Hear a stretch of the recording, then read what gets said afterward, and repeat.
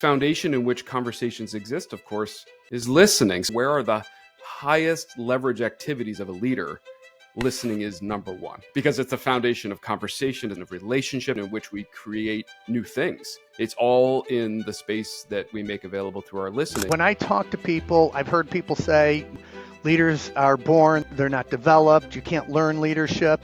I would both disagree with that. Difference between the leader who is born into things is they're just a natural born people person, and they listen and they're empathetic and they have all of those traits, and they're open to growing and understanding what they're not good at. And if you have that growth mindset, there's really nothing that can stop you from learning something new and exciting. At the end of the day, as CEOs, as leaders in businesses, the number one thing that we have to remember that we're dealing with is people.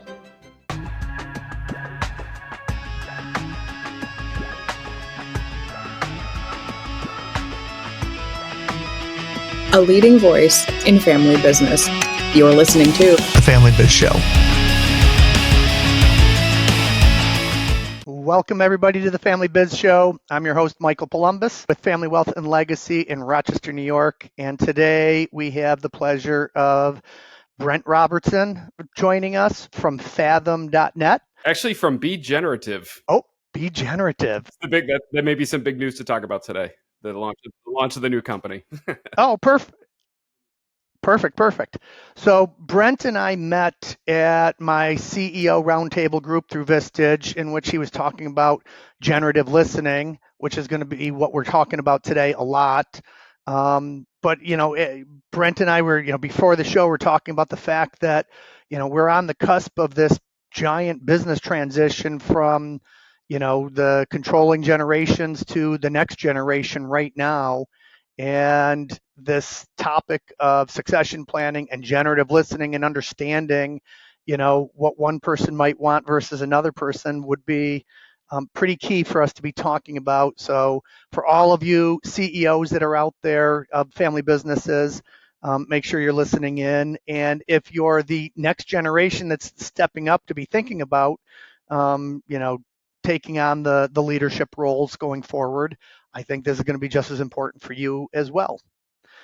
So Brent, one of the things that we like to do is, no one that I've ever met, their journey started, ABC, and now you're doing, the gig that you're doing today. So why don't you kind of walk us through what's the history of Brent's, evolution, so to speak, in the working world? Yeah, thank you, Michael, and it's great to be here with you. Just sort of give some highlights of my background professionally. I came into the work I do today through a pretty interesting path that included my professional career starting in the brand world. And so my professional muscles were exercised a lot as it related to, how do we bring to life these incredible stories, aspirational stories and brands of organizations that are really aiming toward the future. And of course, at that time, this was about 25 years ago, it was the heyday of the internet. And so digital marketing was all new. So it was a really, really exciting time in the industry. But as we continued to grow, and we got, we were really, really good at that work. And so here we are creating these really powerful aspirational stories for organizations. And then I started to wonder, well, who's teaching them how to live into them, live up to them? And that really opened the door toward the work I do today, which is in the field of professional leadership development, organizational development. And, how is it that we actually create a developmental muscle inside of our organizations that allows the participants in that organization to be on an ongoing growth path, and not just achievement professionally, but really a deeper understanding of who am I as a person, as a leader? How can I get deeper access to myself and then bring a fuller expression of my leadership into my organization with more precision, more focus and intention, which is really the core of the work that I do today. And as it relates to even the generative listening program, one of the things that I pay a lot of attention to, may call me obsessive about, is how organizations, human systems of any kind, use their energy. Where do they use it for great effect? Where do they use it with little or dangerous effect? And one of the things that was true about all of our clients that were outperforming the benchmark, and the benchmark, whether it be their history or their industry, was that they paid a great deal of attention to the quality of the conversations that they were having about their organization, about their sense of identity, about what's true, real honest about it, and also willing to explore possibility for future. And the foundation in which conversations exist, of course, is listening. So as I continually pursue where are the highest leverage activities of a leader, listening is number one because it's the foundation of conversation. It's the foundation of relationship. It's actually the foundation in which we create new things. It's all in the space that we make available through our listening. And so that led me to develop the generative listening practice, which has now become, a top program in the largest leadership organization in the world and has me flying all over North America to deliver it. So it's exciting times. Nice, nice. It's when I talk to people, I've heard people say, leaders are born, they're not developed, you can't learn leadership. And I think you and I would both disagree with that, is that, the difference between the leader who, is born into things is they're just a natural born people person, and they listen and they're empathetic and they have all of those traits, and they're open to growing and understanding what they're not good at. And then the person that wasn't born with that ability still has a growth mindset, as Carol Dweck says, right? It's Dweck, right? Having a growth mindset or a fixed mindset. And if you have that growth mindset, there's really nothing that can stop you from learning something new and exciting. And at the end of the day, as CEOs, as leaders in businesses, we're all dealing with the number one thing that we have to remember that we're dealing with is people. And to your point, that means conversations and that means listening. And if that's the skill that you spend your time honing, you'll become even better at what you're doing. So why don't we dive in? Tell us, we all know what listening is. What is, or what it means to us? I guess maybe that might be a really good question. Do some people even get the term listening, off base? And, we talk about active listening nowadays, and then taking it to that next level of generative listening. Do you want to walk us through, what that means to you? Yeah, sure. I want to, you touched on a couple things though. I want to address, which I believe we all come wired from the factory with the capacity to have great effect. And I think the reason why we are experiencing a really interesting time in leadership, and when I describe interesting time, what I mean is we actually have a vast shortage of leaders. And that's for many, many reasons. One, we have less population coming through. We have the biggest transition of business of all time. Only 10% of organizations actually believe their next generation of leaders are prepared for the future. And a lot of that has to do with historic concepts about leadership. But something, I think, Michael, that your audience would appreciate is it's also important to recognize, well, have we even defined what do we mean by leadership in the organization that we're responsible for? Because it's unique. And we're in a time right now in which the archetypal characteristics that would say you're a good leader, are they even relevant to the day that we're in? What are the characteristics of leadership that are most appropriate for the time we're in, but also appropriate for the business climate that we're in? Our businesses have become way more than just a place of making money and commerce. They're a place in which we discover our identities. They're our place in which we grow. They're often our place to express political agenda or environmental agenda. There are all these other things. How have we prepared leaders for an organization like that? And the traditional programming and even some of the, I call it, skills-based and ideology-based approaches to leadership simply are inadequate to bridge the gap between where we stand and what's actually being demanded of leaders inside of organizations today. So, one thing I encourage all organizations to do is define your unique expression of leadership. What does that actually mean for you and your organization based on where you are, where you're going, and the values and beliefs that matter most to that organization? If you take time defining those things, you'll find a unique expression of leadership that then you can bring your whole team to organize around and develop their own unique practices of. And so feathering that right into generative listening. So listening, for example, gets talked about if you go through, all time in history of what are the top attributes of leadership or top attributes of attributes of being a good human being, all these kinds of things, listening is always in the top 5. And yet our vocabulary to talk about listening is pretty feeble. In fact, most of the times, like, well, I'm a good listener, I'm a bad listener. That we don't, and exactly what is listening, right? It's often talked about as listening is nothing more than a series of skills that we can gain mastery of.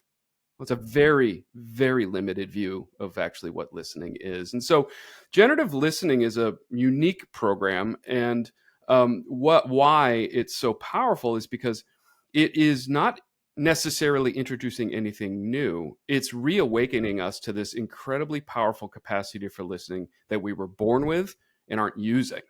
And so it brings people back to re-experience what some of those things are. And one of the main aspects of generative listening is, what if we thought of listening as our ability to create space? That the listening we provide, the quality of the listening we provide, establishes a particular quality of space, a void, if you will.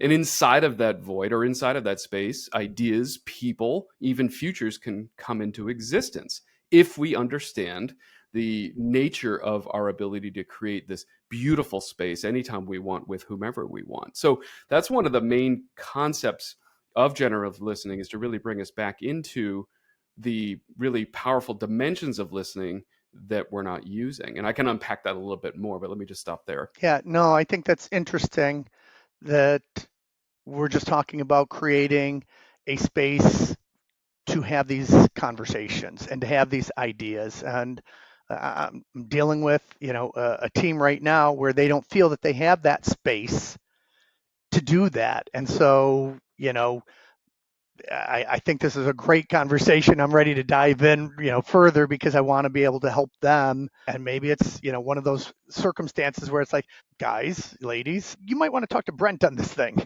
Yes, right. To open this up. So let's talk about, what does it mean to open up that space, and what are some of the things that come out of, that process, and what does that process look like for you? Yeah, sure. I think first is to note that listening is the most potent and powerful gift that we can give another human being. And it is the most potent and powerful gift we can receive from another human being. And the reasons for that are, for whatever reason, our species was wired with some very important desires and experiences that we need to have a fulfilling life. And amongst the highest of those desires is to be seen, to be known, and to be appreciated. And the only mechanism in which we have that experience is through the listening of another willing to receive us, free of judgment and objectively, and willing to reflect back what they see. And that's where we get that deeply meaningful human experience of being seen, known, and appreciated in the only place. And so it's important to note that that's true. And so what does it mean for our listening? Well, one is we have this huge capacity, and I'll talk a little bit more about that. And we have this automatic place that we go that limits it. And so it's important to understand two things. One, what is our capacity for listening and what is it capable of? And two, what's in the way? And so we'll talk about both of those things. So as it relates to our capacity for listening, where we get trapped is we tend to favor conversations about what is and what was. And we get trapped in this space where all we're talking about is, okay, what is happening in this moment, and what knowledge or experience from the past can I draw upon to navigate this moment? And as try this on for size, like have two people just have a conversation with each other to get to know each other. And I guarantee you, it's in which they'll talk is from what they know and experience right now and what they've known and have experienced in the past, whether it be family, profession. And you know this to be true. You were in the workshop. You saw it for yourself. And so that place that we go by default, there's nothing wrong with it. It's just that when we stay there, we're really listening with two hands tied behind our back. And the reason that kind of listening, I call it reality, is so strong is because we can be satisfied knowing what we're talking about because we're speaking from our own experience and history. But there are two other dimensions of listening.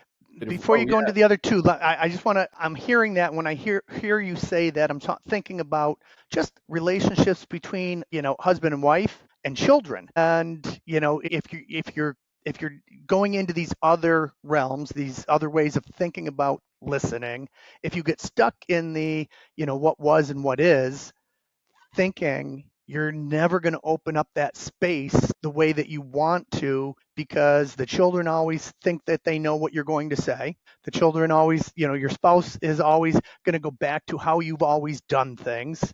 And so, just this little first key that you're about to provide us just opens up another realm in all of the relationships that matter. Yes, we want to utilize it at work, but as you're talking, I'm sitting here thinking about my conversations with my wife. And when we get stuck, it's because we're only talking about what is or what was. That's right. That's instead right. of what could be. And when we do that, what I'll say is when we're stuck in the echo chamber of that kind of listening, we actually replicate the same dynamics that have us keep encountering the same experience over and over again. We revisit our past, we apply it to what is, and that's our toolkit when we're stuck in that conversation. And over time, and even in business, right? If you look at your average agenda in your company, what's on the agenda? What's going on today? What do we got to ship out the door by the end of the day? What are the issues we're dealing with, right? How have we dealt with them in the past? How are we going to get through the day in a way that we satisfied the promises we made, et cetera? How much of your agenda is dedicated to the future? How much of your agenda is dedicated to a sense of meaningfulness and a sense of purpose? So let's talk about the other two dimensions. One of them, of course, is temporal, right? So what we're experiencing now in the past is sort of a temporal place of where we are today into however far back into the past we want to go. But what happens when we take a leap into the future? And that's the second dimension, which is listening for possibility. And listening for possibility means, especially for leaders, it's important for leaders to hear this, is to be willing to open up a space where you nor anyone else actually knows what they're talking about, where we can release our experience from the past or any authority on the matter, and we can simply open up a space in which we are discussing what our imaginations want to see be true about the future. What I love about that dimension of conversation is it clearly exercises our imaginations and the courage to speak to them, but it also levels the playing field. If you want to, any organizational leader would know there's time for hierarchy and there's time to free yourself from hierarchy to actually invite ideas from other people. When we start entertaining future possibility without judgment or without, reacting like, oh, that doesn't fit my worldview, if we can just hold open space for it, it's amazing the kind of human imagination and ingenuity that can show up inside of that space if we're willing to hold it open. And so what's so powerful about that concept is if we're willing to hold open space to invite a conversation about the future, the words we use actually bring the future into existence. When we actually take the work of languaging our thoughts about how it is we'd like things to be, it becomes a vision, and visions communicate. And if we have language that declares the future we want, we can use it as a directional beacon so that we can focus our energy and attention more in a more focused way on the future we want. But we can also practice wildly effective discernment, meaning be able to look at the 100 million things coming at us that feel like they all need our reaction and choose wisely the 1, 2, or 3 of them that actually matter to our future so that we can focus again our attention and energy in a more focused way. And so why is that important? Well, it's all the difference between an organization that for the most part feels like, well, we don't have a whole lot of agency over our future, so it's really going to be about just getting through as much as we can and recovering over the weekend and starting again the next week, to an organization that is actively talking about what is and what wants to be and using its energy effectively in directing everything toward the future that they want. And those organizations are exactly the ones that outperform the others when they're in both dimensions of those conversations. And those are just two. There's still one more to cover, but let me just stop there. That's awesome. So let's unpack those in an example for somebody. So if I'm the CEO, what would be some of the words that I might use to open that up to get out of the what was and what is dimension and more into future generation dimension? Yeah, I'll share a couple of examples of like one pragmatic application of what I'm talking about. One is to make sure that one conversation is complete, which is, well, what is true for us? I find a lot of organizations don't spend a lot of time there just establishing, well, what is true and real, to make sure that the entire leadership team has a composite image of everybody's truth. Because to the degree in which that is thoughtful and thorough is the same degree in which you have a strong foundation to take a leap from. So that's where to start. What actually is true? And I don't mean our fantasy version of what's true. I mean sincere, honest truth of this organization. Once that conversation is complete, then you can say, great, with that in mind, what does it allow for? What does it make possible? and just leave it open and allow people to step into their imagination and say, well, based on all this and based on what we see is true about the world, here's what that makes possible that could be part of our future. And it's important when we do that. Well, what does it make possible? What does it allow for? Is that we don't spend any time judging or filtering any of the ideas at that point. Just simply collect them all and see where the patterns emerge. Be like, whoa, this is really interesting. Some of this doesn't even make sense. But when we see it all together, we can start to see patterns and say, there's some themes here that seem to be deeply meaningful to all of us. There's something there. There is a vision in there somewhere that if we could get our hands on, could be that beacon that, again, allows us to move more intentionally into the future we want. And I look at it this way, Michael, the future is going to turn out whether you like it or not. So which kind of future do you want? The accidental one that's going to happen regardless of your interventions on it? Or do you want a future with an intentional ideas about what it is that you actually want? If we want to have an intentional future, we need to start talking about it. And then we need to start using that language as a directional device that calibrates our energy and activities as we move our organizations forward, even in the chaos of a busy reality. I love it. As I'm hearing that, what I want to, here's what's coming up for me. I need to be looking at the team that I have. The team needs to be looking at us as a whole and look at the truth of what is our capabilities and where we're at today. And based on those capabilities, based on who we are, based on what we stand for, based on how hard we want to work, based on all of these things that you would call truths. And I'm trying to, and you might have 5 or 6 other, things, that you would add to it. But realistically, there is no measurement there. It could be anything, right? And it's just whatever your team and whatever, you want to talk about. But then based on that truth, to talk about, where could we go? What do we want to do? And that also opens up the other side of it of, okay, well, if this is really what we want to do and this is really what we're capable of and there's a gap, then now we know when we're going out to hire, or when we're going out to, add systems and processes, or we're designing future, now you have a path to kind of get there. Or how do we develop our team so that we can act out this future, right? Where that gap may be externalities, that gap likely is, okay, great. This actually creates a space in which we could develop our team and ourselves to be able to be equipped for that future.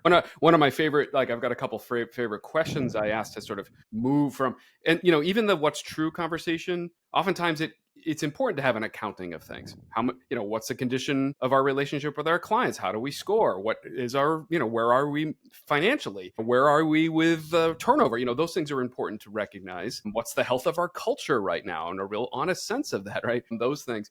But as we step into the future, one of my favorite questions is, okay, what would be true in 3 years to say our future was a success? Just what would be true? And just get it all out. What would be true? And those things, it should feel, as you're stating those things, it should feel both uncomfortable and inspiring. Uncomfortable from the standpoint of, I'm not sure how to do that. And inspiring, I would love that to be true, right? When I do strategic planning, I use all of this methodology to do so. And often I'll ask, okay, a year from today, what would we be celebrating at our cocktail dinner to celebrate our year? What would we be celebrating? What would we be giving ourselves awards for in our ideal future? Those are kind of fun ways to open this up instead of the dreaded, where do you want to be in 5 years, which unfortunately is fraught with all kinds of expectation that there's a right way to answer that question. You're supposed to have a pre-programmed response, which is the antithesis of actually using our imaginations to think about, what it is we really, really, really want.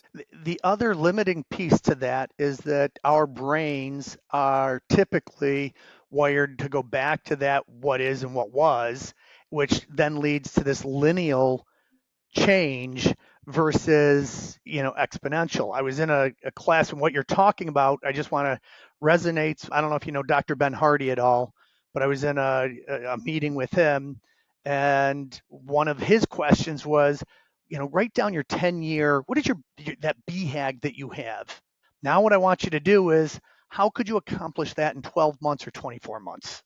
And it just, to your point, when you start talking about the future differently with the right questions, it starts to open up different ideas, because you couldn't do some of those things in a linear fashion. And not that there's anything wrong with linear, and that's might be somebody's truth, that that's where you want to be. And that's fine. But if you wanted to take that leap or that jump, or maybe to expose yourself to ideas that you haven't thought about before, the only way to do that is to ask yourself some unique, jarring questions. Well, Yeah, you're talking about a very important distinction. I actually have a workshop specific to it, which is to really understand the nuances of different kinds of change. So the linear, our past-based approach to change, which is sort of a, okay, let's look at what's been and then let's extrapolate our future forward. What that favors is incremental change. And there's incremental change is appropriate if that's what's needed in your organization. Incremental change is, a little bit better than, 10% more, that kind of thing. What the other field is transformative change, where you take a fundamental leap in a state of existence, where you go from, okay, we were this kind of organization before, and now we have come into a completely different sense of identity. It changes the game. And that is the field in which we need to engage in our imaginations to conjure a vision powerful enough to allow us to really figure out how to get there, not know how to get there, but figure it out. Now, something else you said, Michael, I think important to note is, let's say, we go to the linear, not because that's where our wiring is. It's just that's the wiring we've been exercising the most. We have That's really powerful. That is, I make sure everybody hears that. Just because you've been wired a certain way, and I know 25 years of being in business, it was always do your business plan. What did you do last year? What are you going to do next year? And it's just been programmed into me. So the first time I started hearing about transformational change, it's like exponential change. It really was mind opening. And we're in the middle of a huge transformation that I just am very excited about. But it wouldn't have happened without somebody posing those questions and asking them differently and opening myself up to that. So I apologize, but I just wanted to make sure, this is what you're talking about right now is super powerful for people to hear. Well, and so if we think about this, right, we tend to, exercise our, what have we known and what have we experienced, because those are the muscles we've exercised the most in conversation over time. But the second conversation around possibility, we have those muscles too. They're just different, and we may not have exercised in a while. In fact, in the United States, we tend to begin the sorting process about grade 4 of who are we going to continue to develop their imaginations, and who are we going to, tend toward, realism and rational thinking. And of course, the United States favors rational thinking and, proven practices. And, we educate to test, not educate to, endorse how we learn, right? All these things reinforce that mindset. So it's important to remember, we came from the factory with an incredible imagination. We may not have exercised it in a while, and it's going to feel different. It's going to feel like, honestly, I'll put it this way, and you can edit this out, but creating future is the art of making shit up. And it truly is. I mean, how long ago, right? Remember when you were a kid and all you needed was like a stick and a rock, and you could make an entire narrative out of that? It's the same thing for our businesses, to say, hey, let's reawaken our imaginations and just dream a little bit and see what of those dreams seem to stand out and are powerful. And, I'll say this again about the nature of change. To the degree that we want a future different than our reality that we're in, is the same degree a catalyst needs to be present. And there are two distinct kinds of catalysts. One is you have to, because there's a threat of your future, right? So you're being forced to change. That's one, I would say, not the healthiest of the catalysts. The other is there's a future we want that's so exciting that we're willing to play to win to get there. And that's a much different kind of catalyst. And the difference is, one's going to shove you around, the other's going to pull you forward. And when it has to do with an inspiring future, that's the kind of catalyst that draws us, not just draws us forward, but draws more out of us. And it's a much more powerful experience to be driven by a catalyst like that. And we can create those catalysts if we're willing to have the conversation. When you said the first person, I had a person come to my mind as you're doing that. I'm trying to practice focus on the generative listening and just being present as you're doing it, but my brain couldn't help it. Elon Musk popped into my head. And I think that's a really good example of, he's got the fear-based, where we need to develop, how do we get to Mars? Because I think we need to be a multiplanetary species to be able to make this. So there's some fear-based for him. But then the flip of that is Starlink, I think, is a really good example of something that didn't exist before, that he said, we're trying to fund this to happen. What are some inventive ways that we could think about this? And geez, if we just looked at, internet connectivity and we only got 10% of that market share, that'll fund a whole lot of what we're doing. That's obviously, he's somebody that lives in that world to the point that I think that some people are like, oh my gosh, okay, enough already. It scares people that somebody can be that creative, that outside of the box on a pretty regular basis. But Yeah. if you were just able to take 10 or 15 or 20% of that in your own business, think about what that could do. If you Yeah. always do things the way that you've always done them, you're never going to innovate or change or be ahead of the curve. Yeah, there's one of my favorite books of all time is James Carse's Finite and Infinite Games. That book was recovered by Simon Sinek, who made, let's just say, a more distilled PG version of it. But the original text is incredibly powerful. And what it talks about is those two domains of thinking. The finite game being that there's a clear end in sight and it's contained within a certain conversation. The infinite game being, what am I up to that's bigger than me that I want to have outlive my lifespan? And when you think about what Elon, whether you or not you like him or whatever, there's always surrounding things around visionary people, but he's playing a bigger game clearly. Even the technologies that he's developed that are making money are needed for being interplanetary. And so like all, that technology is needed for communications. The Boring Company is needed so that we can, all this stuff is in service to, okay, how do we use our planet to perfect the technology that we need to become a multi-planetary? So it's a really interesting example of what does it look like to be playing the bigger game. Love it. You talked about that there's another dimension beyond the future. Do we want to dive into that now, or? Yeah, let's do that. So the third dimension, so let's just say, we've got the reality conversation and the possibility conversation. Those are sort of on a horizontal field. And then the third leg of the stool on top of them both is what I would describe as existential conversations. And before everyone shrieks and be like, okay, what is, okay, we're off the rational spectrum here. No. Existential conversations are simply conversations to do with existence. And they're the most important conversations to be having, which are an attempt to answer, who am I? What am I here for? And why does any of this matter? It's the place in which we find meaning. Meaning is context. Context is what gives everything meaning. So no matter what kind of present we have and no matter what kind of future we want, we really need to answer the question, why does it matter? And why does what we do matter? Matter to us, matter to others? What's the greater meaning in this work that we're doing? And or what's the greater meaning of my life in it? What's the greater meaning in this work that I'm doing as a leader? And so it's an important conversation to be having. One of my favorite prompts, it's often met at first with people gasping because they're like, what? You want me to talk about what? And then they jump into a conversation that is so life-giving and rare, which is, what do you believe you were designed for? Let's just say you were thoughtfully put together, perfectly put together for a reason. What hunches are you getting about what that reason is that you've been put here? Right? I mean, that's just the talk about using listening as space. The only place that we actually come into existence as it relates to even the two of us right now in this conversation, like, I don't know how I exist or who I am for you right now unless you tell me. Like, your listening for me is actually calling me into existence, and vice versa. My listening for you is literally calling you into existence right now. And based on the way you're asking these questions and you're even just watching your body language as you do, this is a deeply meaningful thread of conversation for you. And I noticed it when we met. There's something about what you do that's greater than the business that you're in, that's clear in the things that you do. And this is what I know to be true about you, Michael. And it's being demonstrated right now. That's identity. Yeah. That's who we are. That's how we understand who we are for others. It happens through even the conversation we're having right now. Very, very interesting. So my wife, Victoria, retires in June of 2025.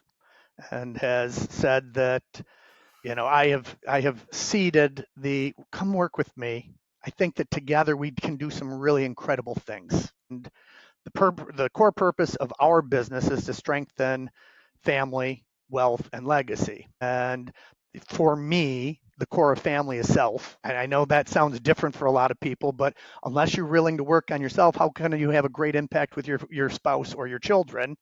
On wealth, it needs to start with all the wealth that money can't buy. It needs to start with the relationships, and do you have, a good life and the social aspects of things? Because if you're not happy and gracious and gratitude, full of gratitude without money, then when you do have a great business or, lots of real estate or investments, what's it matter? And then the legacy piece, is all about, again, go back to what's the impact I had on myself and what's the impact I have on my family and what's the impact I have on others. And that framework has just been coming forward in the last couple of months since we've met, a lot of these things have been coming out, and it's coming from that space of why do I exist? And I went through a divorce, and I had a dad that died when I was 5 years old. And I had a father that reinvented himself, and I watched what he provided for our family. And we did 25 years of Palumbos family vacation where everybody in the family and dad, made that come into existence for us. And now the children are responsible to make it go forward. And so I've been trying to unpack. There is no model, there's no three circles or whatever because it's so complicated. But when you start to take the family, wealth, and legacy circles that I just talked about and all of the inner circles and all the outer circles that go in that, and then you put it over, it's life and it's messy and it's hard. And so if I can just help people a little tiny bit to make life, whether I impact on the business or the relationships or themselves just a little bit, that's why I exist. Yes, yes, yes. Let me ask, go ahead. No, I'm just, yeah. I'm just swimming in the goodness of what you're talking about.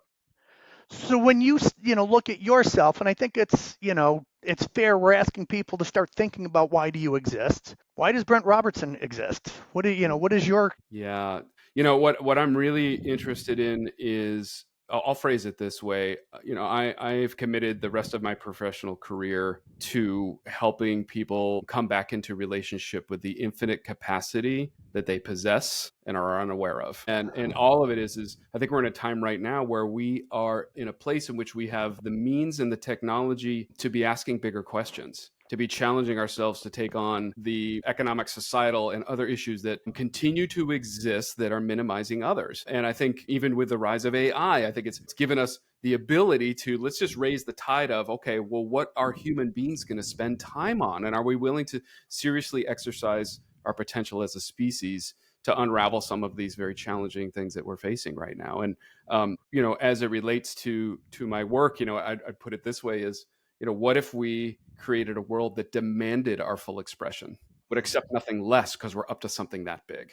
And that would be a place that I would love to spend time creating more instances of. I see it and work with organizations to create micro versions of that instance. But what if we started to scale that at large and say, what kind of world would we create that would have all of us put down everything that's in the way of getting access to the depths of the human beings that make up this planet and put that to work on something truly inspiring to all of us, or many things that are inspiring to all of us, that we would see that it's our best interest to create conditions that draw out more of those ourselves and those around us. Yeah. One of the things that's helped me was watching Mark Zuckerberg and Facebook. And when I was much older than Mark as I was watching him, and he did way more than I ever did. You follow me at a very young age. And that infinite possibility that he saw in what was happening opened my thinking up to really rely on the younger people in my organization to say, I don't understand, I don't know it all. If I knew it all, we would have already solved it, or would have already done it. So I need to be open to the conversations and listen to what you bring to the table as we're doing things. And, to your point, that what if we started to do and teach at the education level when we start getting kids at 3, 4, 5 and take them through and teach them how to think about these things rather than just teaching them how to take tests? Yeah, absolutely.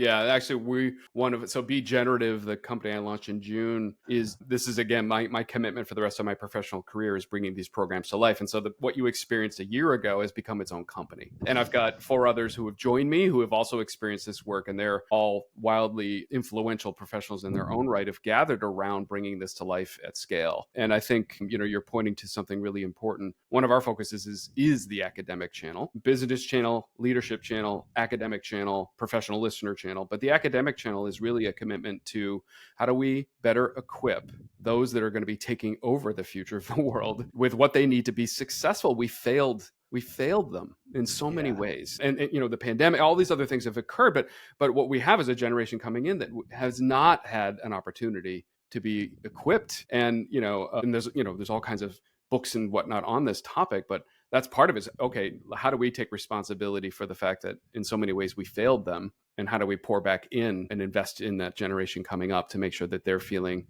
that they're in a place of resilience to be able take the future on, the one that the one we're leaving them. Yeah, I love it. If you're sitting in front of a group, let's talk about this from the family business and succession standpoint. Where does this fit for our everything that you've been talking about, it fits for everybody, which is awesome. But now I'm the CEO of a family business. I'm thinking about succession, whether it be for the first time or the 10th. What are you talking to them about? What are some of the things that you're saying to them to open up these conversations? Yeah. So one of the things is one of the things I'll say is this: if you want to change your future, you got to change where you're thinking from first. And often when we think about succession, it's all about, okay, how do I hand this business off to others that, say, I'm the leader, I feel embody the same characteristics or whatever needed, whatever that may be. And it's usually the attitude is, how do I minimize disruption as much as possible through this process? And in doing so, we tend to do some kind of funny things. A lot of it happens in the background, doesn't happen in the open. It typically comes by surprise, like, ta-da, I'm going to retire,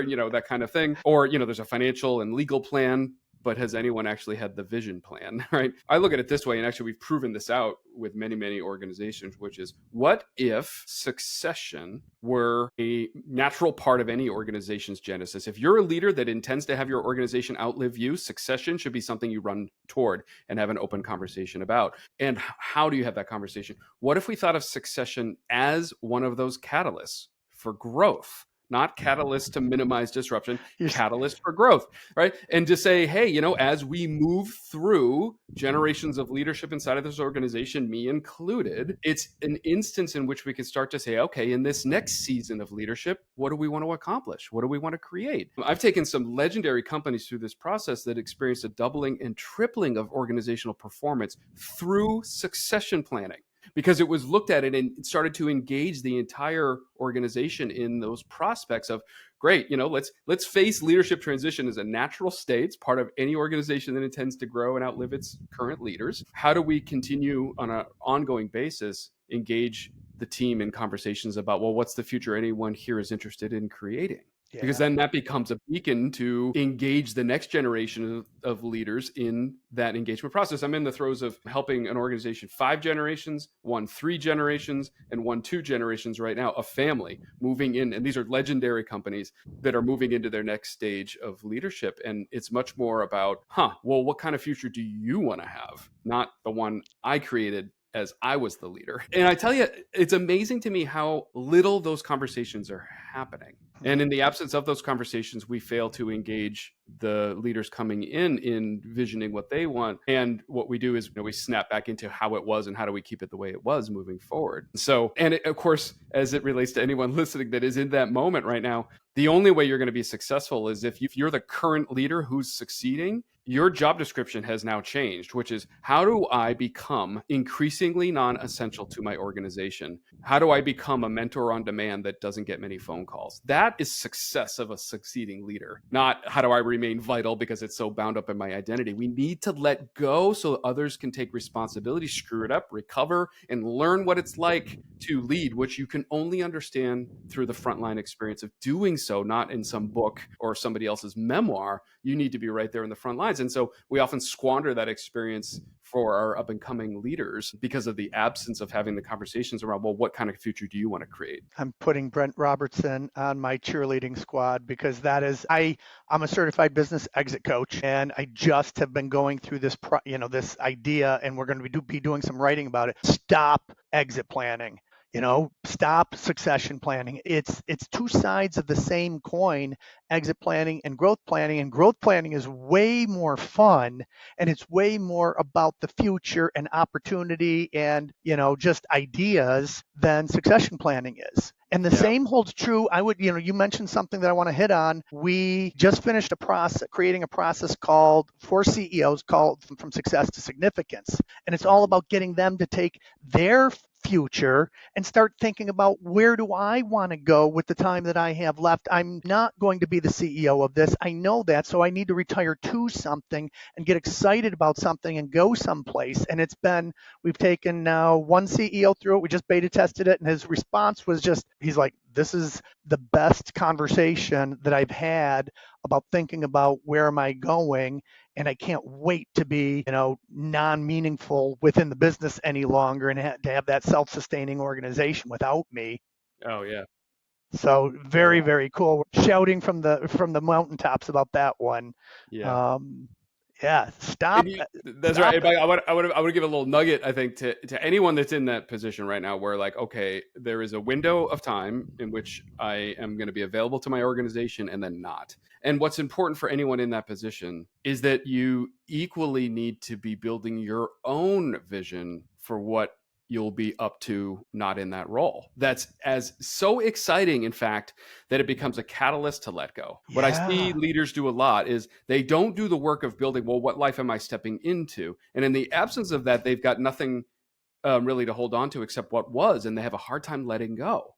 As opposed to taking the time to say, hey, let's dream up a future where I would be so excited to live into that I'm willing to let go, and actually starting to put a plan together to say, okay, 12 months from now, I want to be doing that. So here's what's going to need to happen to get there. It's amazing how quickly, people are like, oh, it's going to take years and years. I'm like, it all depends on the power of the catalyst. You'd be surprised how little time it can take if there's something that you're up to that you're really excited about that would allow you to create conditions that favor the next generation of leaders taking responsibility for the organization that is. yeah.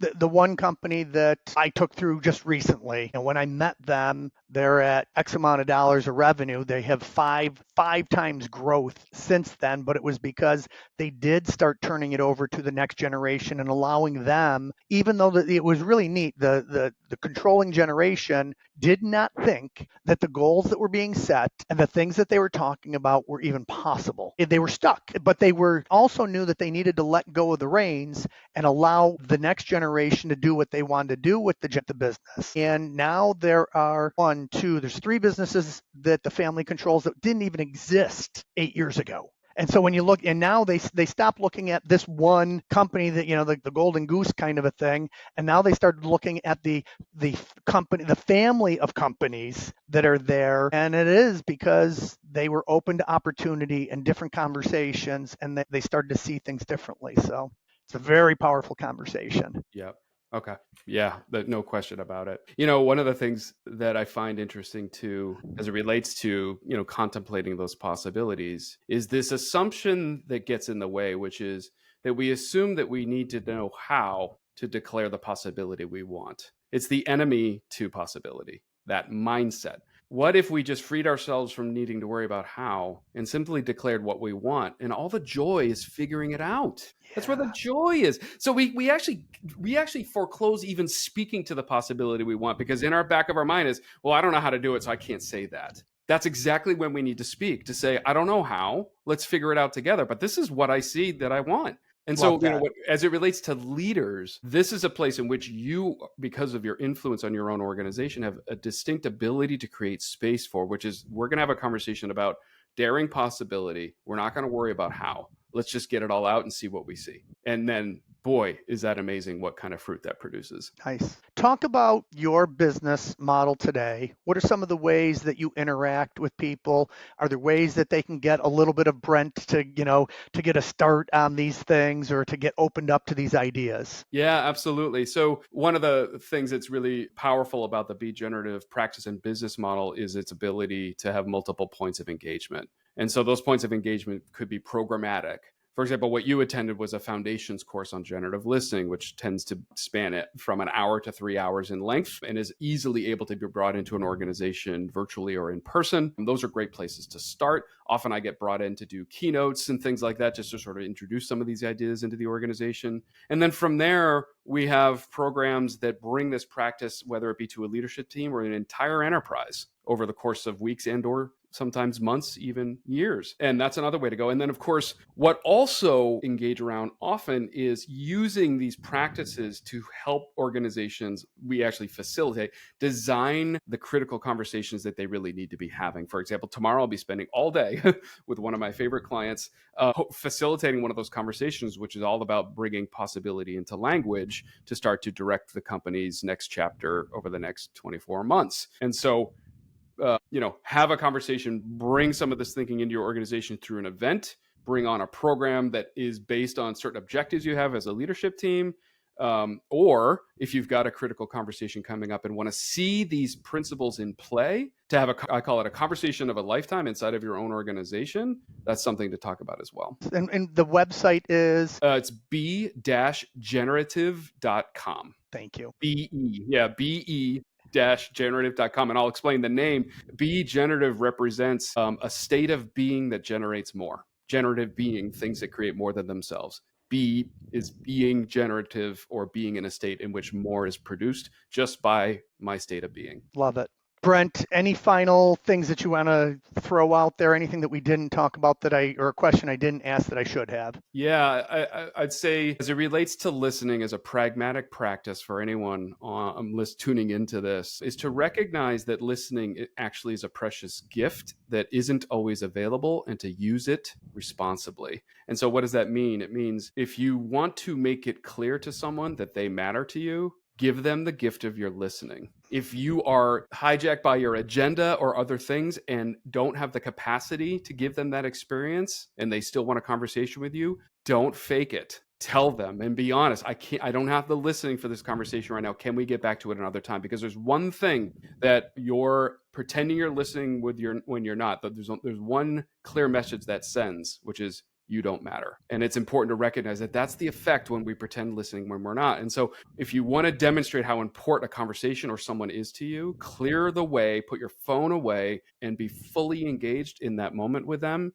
I'm telling you, it is life-giving for both of you. And we live in a world that we're so busy that we're not having that experience enough. And that's an opportunity for a leader to make a huge impact by just creating a space to allow others to pour themselves into and be there to receive them. Yeah. And a father and a spouse. And I want to reiterate, because these skills, it matters an awful lot. Your children would really, really, really love to hear you say, I don't have time for this right now because of what's going on in my head. Can we pick this up tomorrow? Can we pick this up at bedtime?